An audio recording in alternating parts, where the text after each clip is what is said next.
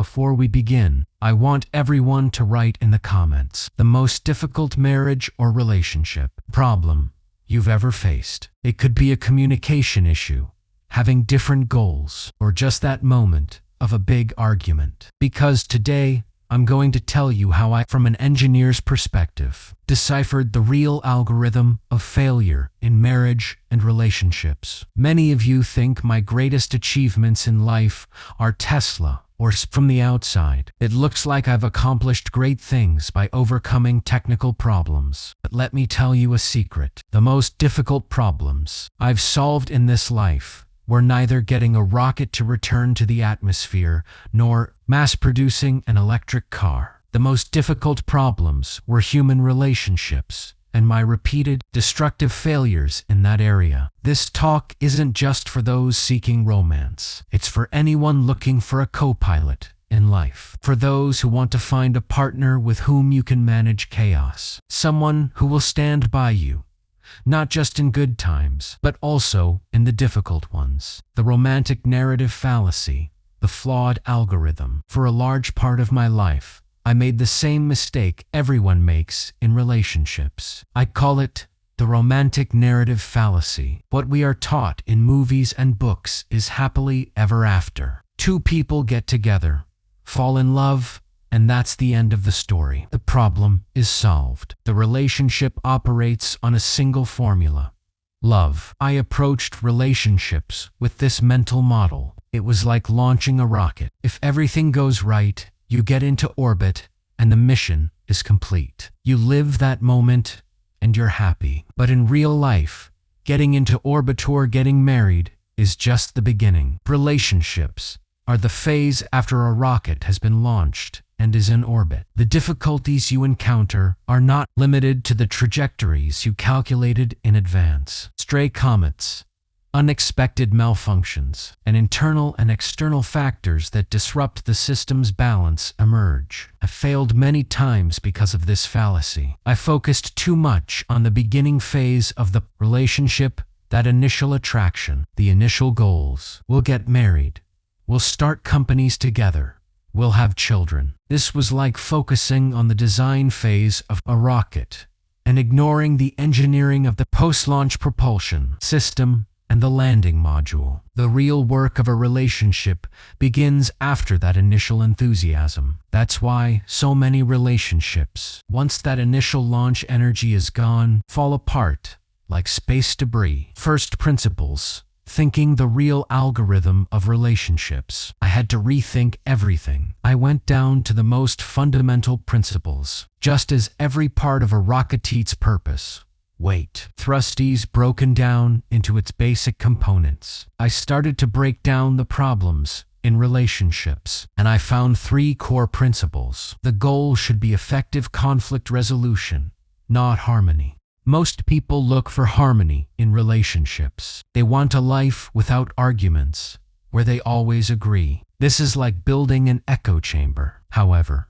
the best engineering team is not made up of people who always agree. The best teams are made up of people who argue fiercely for a common goal, who are not afraid of a clash of ideas, and who focus on data and logic. In real relationships, conflict is not a bug. It is a debugging loop. If you aren't arguing with your partner, you're probably not solving anything in depth. What matters is not the argument itself, but what you learn from it. You learn each other's weaknesses and different perspectives through these arguments and strengthen the system together. Get a co-pilot, not a partner. Many people want a relationship just to not be alone. They look for a partner, but if you have big goals, like surviving and advancing the fate of humanity, you need a co-pilot by your side, not just a partner. A co-pilot isn't just a passenger. They are someone who takes risks with you, who can use their own knowledge in moments of decision, and who can take control in an unexpected situation. They don't just share your dreams. They merge their own dreams with yours. Marriage is 2 people flying toward a single goal together. The real work begins after the launch. A marriage is like starting a company.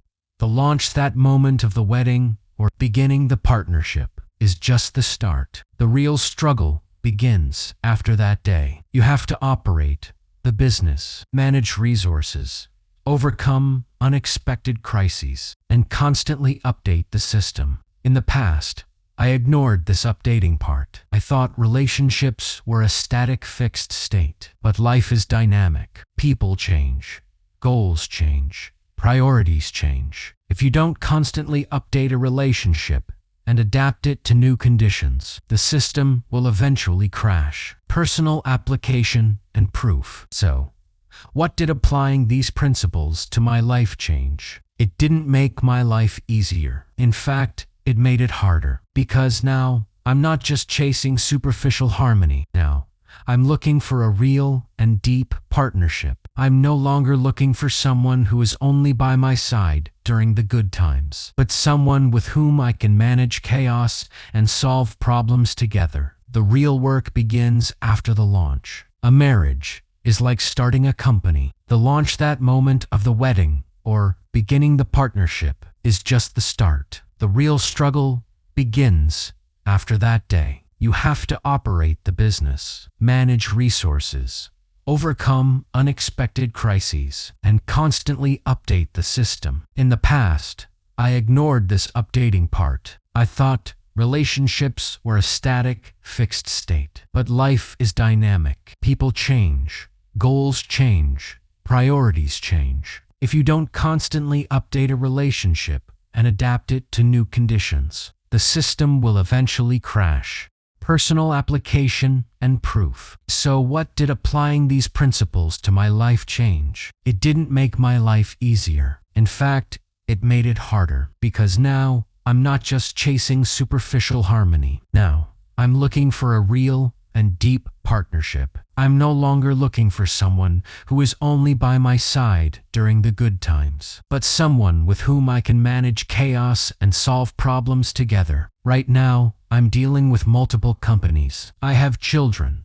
There is public pressure. It's an incredible mess. In the middle of this chaos, if I don't have a co-pilot, I will eventually crash. The partner who joins me is a part of this storm. They are not just a spectator. With them, we solve problems, we clash, and we make the system stronger. Most people run from this chaos, yet the only thing that holds this chaos together is a strong bond, based on the most fundamental principles. This bond cannot be built with emotions alone. It can only be strengthened with rational engineering. Marriage isn't just the union of two souls. It is the moment two minds begin to solve problems together for a common purpose, practical steps, and engagement. Now, I will give you 3 concrete steps you can apply in your own life. Define the why of your relationship. What is the fundamental purpose of your relationship? Is it to not be alone? Or is it to create a life that will be beneficial to the future of humanity? This can be a personal mission or a joint project. If that why is big enough, those small problems won't matter as much. See your arguments as data. The next time you argue with your partner, don't just see it as a fight.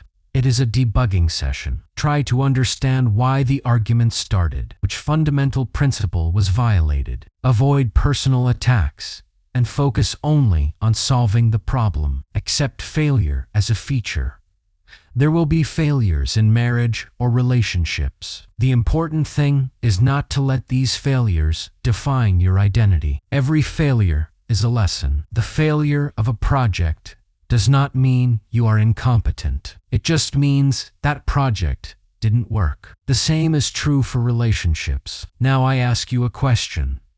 Which debugging loop are you avoiding in your relationship? Which problem are you afraid to tackle? Share it in the comments, because when you dare to solve that problem, you will see that your relationship and your life will be elevated to the next level. Epilogue. Building together. Today, the success stories of Tesla and SpaceX are talked about, but I remember the most valuable lesson that underlies those successes. True success is staying true to your vision, even in the face of the greatest difficulty. It may seem easy for someone like me to take risks. I have trillion-dollar companies, but I was also once an entrepreneur struggling to pay my rent. And the most important thing I learned during that period is that money or reputation can never replace personal courage. Remember this.